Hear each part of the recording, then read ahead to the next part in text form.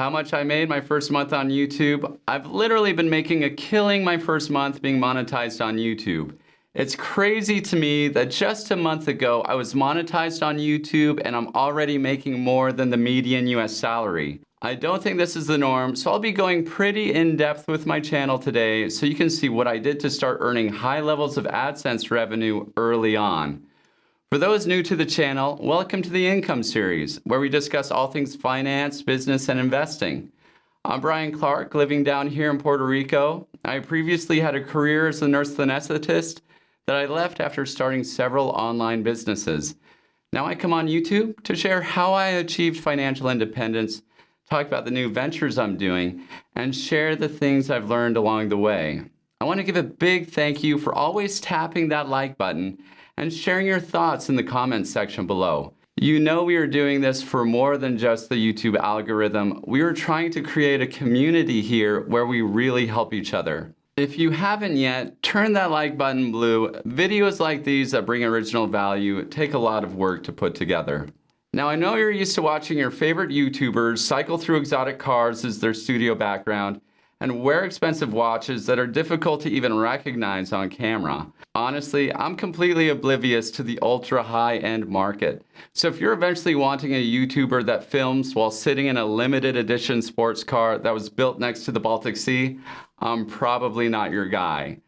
Truthfully though, most of those people keep their income a mystery and purposely leave out details when they talk about how to build personal wealth.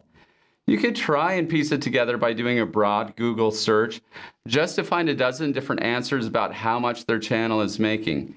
And it always seems like the more subscribers a YouTuber has, the more private they are about their income. What's interesting though is there are YouTubers who are making almost no money trying to portray an image of wealth that most find unattainable.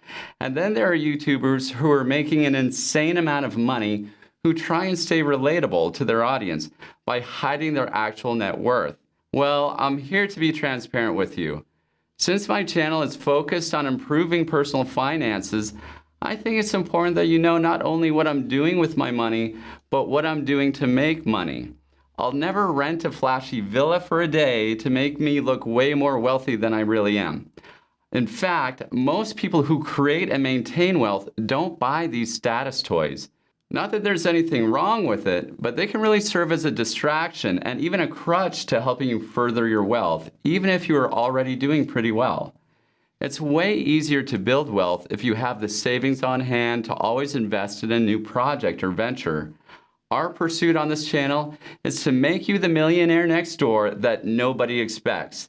There are lots of ways to make money using your YouTube channel, and we will be covering a lot of them today, but let's start with the fundamentals, and that's Google AdSense. This is the revenue you earn when YouTube shows ads before and during your YouTube videos. How much you make off of these ads can vary widely depending on the topic of the video and also the demographic of your usual audience. People don't realize how much this impacts their channel's income potential. To give you an idea, the average RPM, or also known as revenue per mille, which is essentially how much a YouTuber earns per 1,000 views, is only $1 to $3. Well, my channel right now is earning an average RPM of $68.79. This is roughly 35 times more than the average YouTube channel. Now, I don't share this to brag. I share this to help you understand the importance of picking a niche on the platform if you want to build a successful channel. If I was simply doing a vlog channel talking about the latest series I binged on Hulu, I would be earning the same as everyone else. The other thing you really need to consider is if your channel content is at all controversial. Some advertisers don't want to play ads in front of politically polarized influencers or those who say swear words. For the flexibility of YouTube as a platform to essentially let anyone create a channel, I personally think we are given a surprising amount of freedom as creators, and we should use it responsibly. And really, you can plan niche content around almost anything you're passionate about. If you create a finance channel, kind of like mine, but you really are into interior design, you could easily talk about budget items for decorating your home, or flipping couches until you can finally pay for a cloud couch. The other big thing you really need to avoid is using other creators' copyrighted work outside of fair use, or without their written permission. This is one of the biggest problems for YouTubers who are just getting started, and it can destroy their revenue, if not their channel. So let's get into the meat of how much money I made on YouTube my first month being monetized. You can see I made a total of $4,056.18 over the first 31 days of my channel being monetized. And that comes out to an average of $130.84 a day. Now you can also see that the earnings have also been trending upwards since I first started. And while I was posting one YouTube short every day for the first month I started my channel back in November, I've moved more into posting just one long video a week over the last few months. This is an unusual level of revenue early on in a channel, and there is a reason for it. You can see from this video here about fixing your personal credit score has really taken off and carried my channel steadily since I made it. My other YouTube videos since then haven't performed nearly as well, even though I've tried to include many of the same elements that I thought made that first video successful. I do, however, see a steady increase in the number of views that my other videos are receiving. And because I have that one video that receives a steady number of views, my subscriber count has continued to grow quite quickly as well. It's honestly crazy to me that this is even possible. I know that I have a small channel, but to think that a single individual can start and grow a YouTube channel that has the potential of receiving as many views as a primetime television show is mind-blowing to me. YouTube is just killing primetime, and if you're at all considering getting started, I don't think it's too late to get into it. You know, starting this YouTube channel was something I had been wanting to do for years, but I never thought it made financial sense. It wasn't until I saw how much revenue other creators were making and how the content on the platform as a whole had seemed to evolve that it started to make sense to me. But I will tell you, just because I've been monetized for only a month, there has still been a lot of work that has gone into this channel well before that. Like I had mentioned earlier, I started making videos back on November 2nd, 2020, which means I've been on YouTube for about a total of almost 5 months. It took me late into my third month to even qualify for monetization. So there's definitely some upfront investment when it comes to creating a successful channel. And really, it is its own industry, requiring a set of skills that needs to be learned. From mastering video editing software, to building out a set, to perfecting your stage presence, to basic audio engineering, you need to eventually become an expert in all of these. This is actually why I started with YouTube Shorts on my channel, because the task of creating a long professional video when I had no idea what I was doing seemed way too intimidating. I may have never even gotten started if I didn't start out with YouTube Shorts. Now, there are other ways to monetize a YouTube channel, and I have been working on those. One of the most popular is to become an affiliate for several products.